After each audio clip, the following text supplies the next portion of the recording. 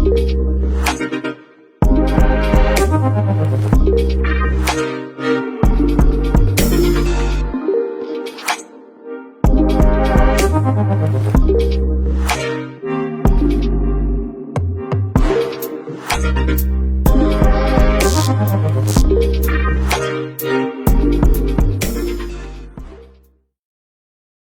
alaikum. Welcome to the CCL Mind and Cut podcast series.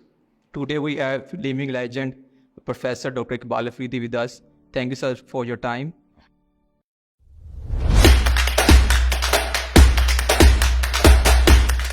Sir mind and cut connection کی اہمیت کیا ہے؟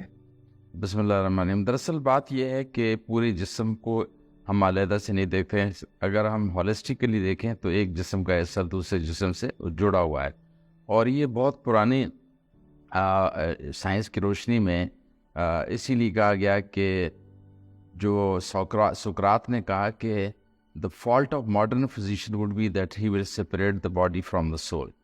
تو بات یہ ہے کہ ہم جسم کو روح سے علیحدہ نہیں کر سکتے، اور ہم نے جو آرٹیفیشل ڈائیکاٹمیز کی ہیں کہ یہ دل کا ڈاکٹر ہے، یہ دل کا مرض ہے، یہ سب انٹر ریلیٹڈ ہیں. مثال کے طور پر اگر بندہ ذہن پریشان ہو تو بھوک نہیں لگے گی، اگر پیٹ میں تکلیف ہو تو گانا اچھا نہیں لگے گا، لطیفہ اچھا نہیں لگے گا. اور اسی لیے مورسلے نے یہ کہا تھا کہ the sorrow that not went in tears make other organ weep. یعنی ذہنی پریشانی کا اظہار اگر زبان سے آنسوؤں سے نہ کیا جائے تو دوسرے جسم کے اعضاء کو رلا دیتا ہے. مثلا اگر ذہن پریشان ہو تو کسی کو ایکنی ہونے لگتی ہے، کسی کے بال گرتے ہیں، کسی معدے میں تیزاب نکلتا ہے. یہ اسی لیے کہتے ہیں کہ ہری وری اینڈ کری لیڈ ٹو السر. تو اسی لیے ذہنی پریشانی کا اظہار جب ہم کرتے ہیں تو اس کا پھر پیٹ پہ اثر ہوتا ہے. اور اسی سلسلے میں نے اس پہ کتاب بھی لکھی ہے، دا ویپنگ گٹ، اور اس پہ ریسرچ کی روشنی میں یہ ثابت کیا کئی مریض ہوتے تھے جو پیٹ کی تکلیف کے ساتھ بار بار انڈوسکوپی کرتے تھے لیکن پیٹ میں کچھ نظر نہیں آتا تھا. بنیادی طور پر وہ ذہنی پریشانی کا اظہار پیٹ کے آنسو کی شکل میں ہو رہا تھا. سر ایسی کون سی مینٹل کنڈیشنز ہیں جو کہ گٹ کو ڈسٹرب کرتی ہیں؟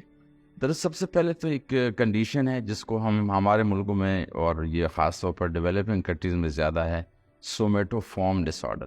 سوما کہتے ہیں باڈی کو، فارم مانا کی طرح لگتی ایسی ایک شاید پیٹ کی یا جسم کی دیگر اعضاء کی بیماری ہے، لیکن ہوتی وہ سائیکولوجیکل ہے. یعنی when psychological stress is converted and represented in the idioms of bodily symptom، یعنی ذہنی پریشانی کا اظہار جب جسم کے دیگر اعضاء میں ہوتا ہے. اور یہ اس کی وجہ بھی یہ ہے کہ ہمارے ہاں سفنو ایک سائنٹسٹ تھا، اس نے کہا کہ لوگوں کو ایموشن کو ڈسکرائب کرنا نہیں آتا. خط بھی لکھیں گے تو لکھیں گے یہاں پر سب خیریت ہے اور آپ کے خیر خداؤں کریم سے نیک چاہتا ہوں، دیگر حوالے یہ کہ فلاں مر گیا. تو people are not capable to describe their feeling in words. تو وہ جسمانی انداز میں مریض آ کے ڈائریکٹ بہت کم کہتے ہیں کہ میری طبیعت اداس ہے، وہ کہے گا دل ڈوب رہا ہے، دل اداس ہے، اور پیٹ میں تکلیف ہے، سر میں درد ہے. تو لہٰذا ذہنی پریشانی کا اظہار سومیٹائزیشن کی شکل میں ہوتا ہے.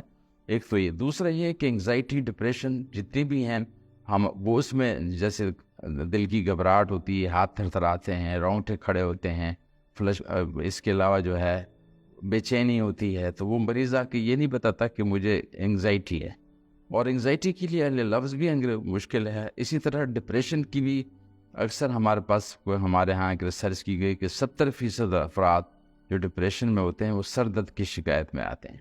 تو لہٰذا ہم نے یہ دیکھا ہے کہ جسمانی تکالیف کی شکل میں لوگ اظہار کرتے ہیں، خاص طور پر سومیٹوفارم ڈس آرڈر، انگزائٹی ڈس آرڈر، ڈپریسو ڈس آرڈر. سر ایسے پیشنٹس کو آپ کیسے مینیج کرتے ہیں؟ اس کا سب سے پہلی بات تو یہ اس میں غور ہے خاص طور پر کہ مریض کی سنی جائے.